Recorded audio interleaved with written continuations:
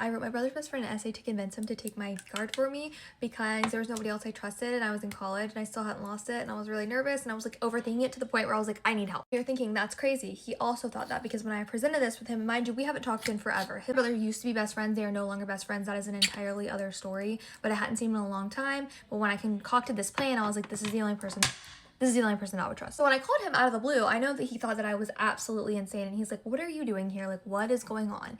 And so I give him the whole speech. I'm like, listen, there's nobody else I trust and I need some experience and I don't know what to do. And you're the only person I could think of. And he's like, what? And then I was like, and I also have something for you. He's like, let me guess, you wrote an essay. And I was like, yes, I did. I wrote an essay because I'm a pros and cons list girly. And then I'm going to type it up and I'm going to give it to him because that's just the kind of person I am. He proceeded to tell me no. I started texting him and then I started showing up at the bar that he owns and I started to hang out there. And I started to hang out there to the point where he told the guy at the front, like, do not let this girl in. She is not allowed in here. But let me tell you, I always know a way and I got a way to get in there. And I saw his brother come in who I hadn't seen in a long time either. And I was like, you know what?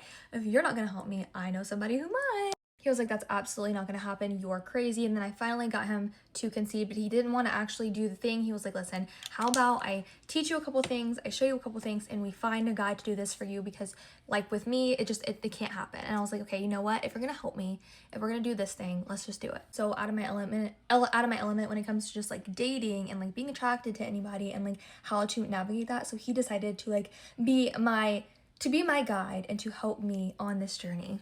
The lines start to get a little blurred when one night we do something together and I'm like, oh no, I might have feelings for him. And as well, he's trying to teach me, I am like completely falling for this man. Really quick, I got my brows done yesterday. Do we think they're a little bit too thick for my face?